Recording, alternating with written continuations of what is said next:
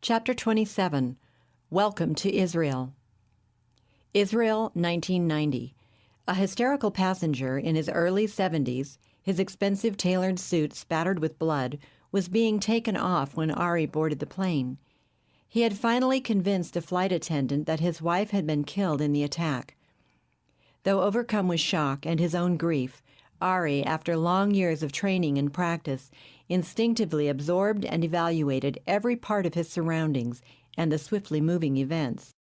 He marveled at the speed and skill with which the superbly trained and prepared El Al crew controlled what would otherwise have been utter chaos on the plane, speaking with absolute authority and assurance as they went up and down the aisle seeing to special needs.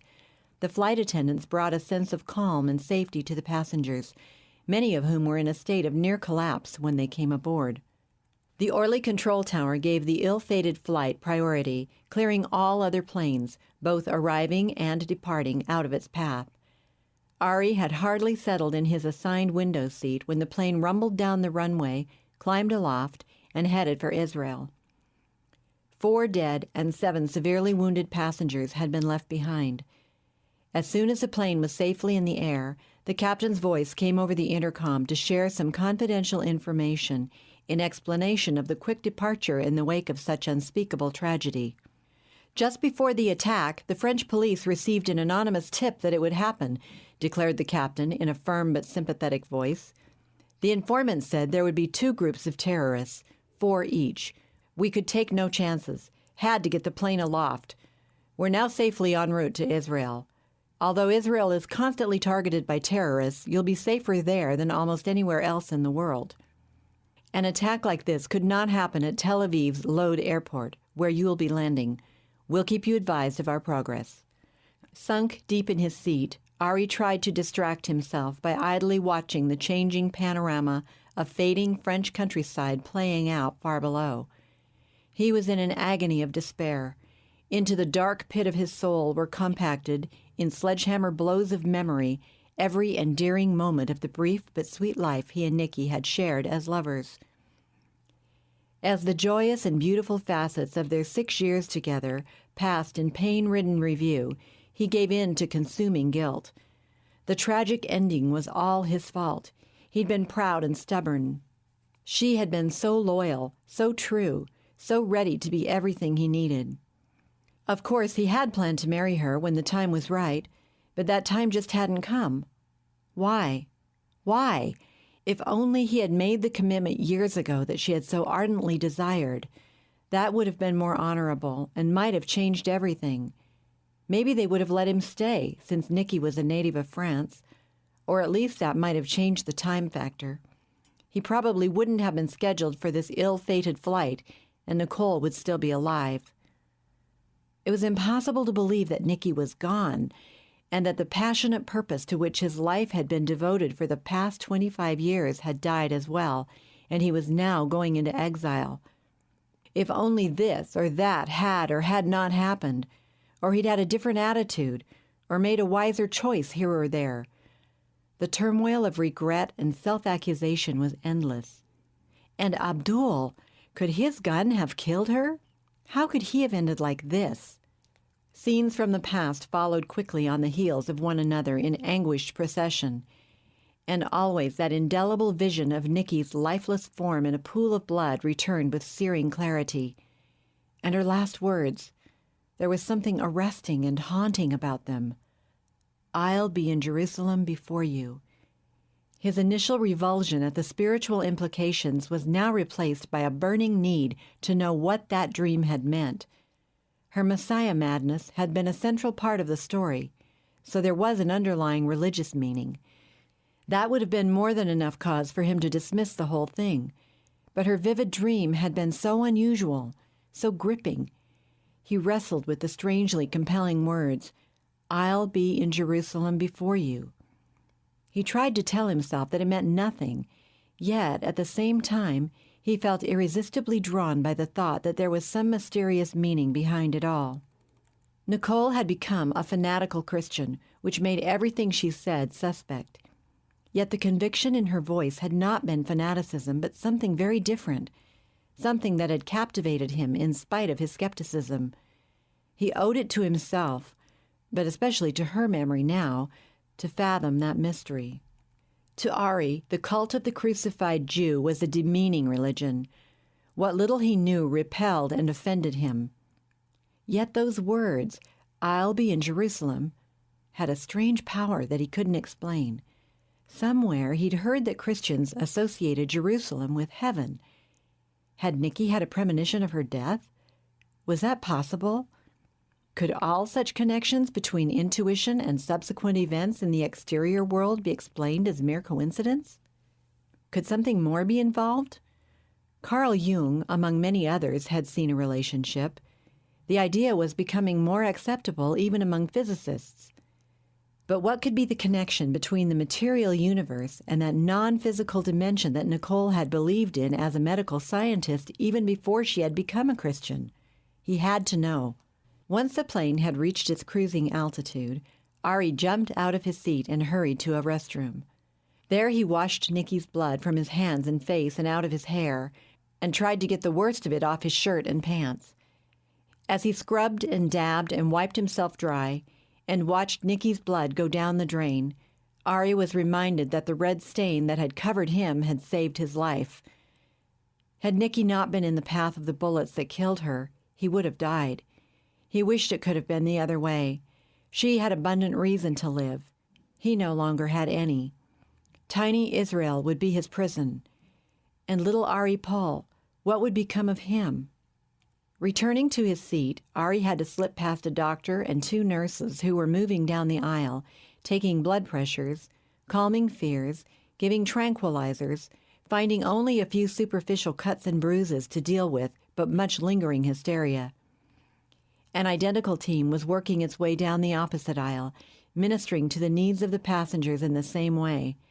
The most popular remedy, however, was the wine and hard liquor that was being passed out liberally and without charge as token compensation from El Al for the trauma everyone had suffered. Midway through the flight, overwhelmed by the enormity of his tragedy and his inability to cope with the complexities involved, Ari drifted into a troubled slumber. Completely exhausted by the events and stress of the previous 48 hours, it was only when the intercom crackled loudly over his head and the pilot announced their final approach into Tel Aviv that he at last came out of a profound sleep. When the plane penetrated beneath the low cloud cover just before it touched down, Ari caught his first glimpse of his new homeland. So this was Israel. A feeling of revulsion was his only reaction as he took in Tel Aviv's drab, low airport and the desert-like landscape surrounding it. The plane had no sooner rolled to a stop near the terminal than it was boarded by a dozen or more men and women, none of them uniformed, who said little but watched every move the passengers made. One of their number, apparently in charge, spoke over the intercom briefly. "Welcome to Israel, ladies and gentlemen. We profoundly regret what happened in Paris, but since it did occur, we must deal with that fact. You will all be taken to a debriefing room. That phase shouldn't take long. Your baggage will be held for you. Now, please follow me." Coming off the plane, Ari fell in line with the other passengers, making their way as directed toward the terminal under the watchful eyes of young soldiers armed with Uzis. Ari immediately noticed and tabbed as a Mossad agent a muscular man in jeans and flowered shirt open at the neck, who was standing to one side and scrutinizing each passenger. His eye caught Ari's. "You, Thalberg!" he yelled and motioned for Ari to fall out of line and follow him. "Welcome to Eretz Israel," he said tersely when Ari had joined him. "My name's Ariel," he added, reaching out to give Ari a warm handshake. "Sorry about Orly. Now you know just a little bit what it's like to be a Jew." He set off at a fast pace and motioned for Ari to follow. "You get to have your own private debriefing," he explained. Inside, the terminal was awash with immigrants, principally from the Soviet Union. Bewilderment, ecstatic joy, stoicism, and a dozen other emotions were written on the faces of these homecomers to the promised land of their forefathers. Here was the sanctuary of the chosen. At least that was the hope in their hearts, the faith that they would find a place of refuge at last. As his escort pushed his way through the churning mass of humanity pressed into the small terminal, The alien sounds of Hebrew and the electric excitement of the new arrivals left Ari feeling all alone in spite of the jostling crowds that surrounded him. There was no way that his deportation to this uninviting and isolated land could bring him any joy. He would never have chosen to come here. For him, this was a place not of promise but of exile. How long would it be his prison? Would he ever be able to leave? To gain entrance, he had been forced to admit his Jewishness to the world, a heritage that was still a source of shame to him. What irony that he, who had hated Jews and especially Zionists, should have been forced to throw in his lot with these despised people. Ari was well aware that anti-Semitism was on the rise everywhere. At the same time that the Berlin Wall was coming down, bringing new freedom and democracy to millions, neo-Nazism had been on the rise, and Jewish cemeteries throughout Europe were being defaced with swastikas. He had seen some of them. On his last trip to Warsaw, he'd also seen the venomous epithet resurrected from the past, "Jews to the ovens," newly spray-painted on the Jewish State Theater. How could he take his place as one of these persecuted people? Better that he had died at Orly and Nicole had lived. To make matters worse, he was now consigned to live among them in Zion. The very claim that this minuscule land was some foreordained sanctuary of the chosen was repugnant to him. Chosen people, indeed. By whom and for what? In actuality, they were an abominated race surrounded by 200 million Arabs who were sworn to their, and now his, extermination. Ari absorbed every detail of the people and events around him, even as he was hustled through the airport. He noted and marveled at the rapidity with which the continual influx of Jewish immigrants arriving from the Soviet Union and elsewhere was organized into small groups and funneled outside to several desks where they were processed and taken off to temporary accommodations. At Orly Airport, on the plane, and now here, he had already seen enough to admit begrudgingly that Israeli efficiency was worthy of his admiration. After they had passed through the terminal, Ari's guide led him down a short, narrow hallway, where he stopped at the open door of a small, sparsely furnished office. A depressing greenish-yellow hue reflected from the dingy walls and ceiling. The lone occupant was a bright-looking young man of about 30 years of age. He looked up from the papers he was working on and stared at Ari coldly, his face an expressionless mask. "Here's your man," said Ariel. With a perfunctory good luck to Ari, he disappeared back down the hallway.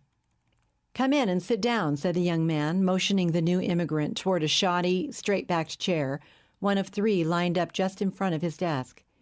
He scrutinized Ari closely as he seated himself, then continued to look him over in silence as though he were some specimen in a jar. Was it a test of wills? "If he thinks I'm going to say the first word, he'll wait a long time," thought Ari, deciding that he was going to dislike Israel even more than he'd imagined. "Well, you got quite a send-off at Orly," the young man said at last, matter-of-factly, without the slightest tinge of sympathy in his voice. "Are you suggesting it was aimed at me?" Ari was determined to match his inquisitor's aloofness. "No, a random strike as far as we know. PLO. You were aware of that?" "I presumed so. Then the pilot confirmed it about an hour out of Paris." "And you knew the one who survived? Abdullah Mustaf?" Ari raised his eyebrows in surprise. "How did you know that?" "That was obvious from both your reactions." "I suppose that astute observation is already in my file," commented Ari dryly. "Yes, I did know Abdul. I have nothing to hide. I sponsored him for his Ph.D. He was a good person, until he got mixed up with some Islamic radicals." With a slight nod, the young man continued. "He certainly knew Nicole, the girl you lived with for 6 years. Are you trying to impress me? I hope you haven't believed everything Interpol has to say about me. I was set up. We do our own work and verify everything passed on from outside sources. We've kept a growing dossier on you for the last 20 years. It takes up an entire file cabinet." "Then I guess you don't need to ask me any questions," declared Ari sarcastically. "You must already know everything that's worth knowing. Maybe more than I know." A thin smile momentarily unfroze the young man's mouth, then gave up the effort. Perhaps. By the way, you can call me Uzi. Woodenly, Ari took the outstretched hand, which gripped his firmly. Uzi? The name of their famous submachine gun? Was that his real name, or was he being funny? Uzi reached out and turned on a small tape recorder that was sitting on top of a stack of papers on his desk. When was your last contact with Abdul? About 6 weeks ago. Where? On a platform in the Paris metro. Which one? L'Étoile. That's an unusual place to meet. It was Abdul's choice. We were lucky to get him to meet at all, but we failed in our mission. And what was that? Nicole, well, she and Abdi have been like brother and sister. I had Abdi as a student before I met Nikki. In fact, he introduced us. Ari turned away momentarily to get control of his voice, then continued.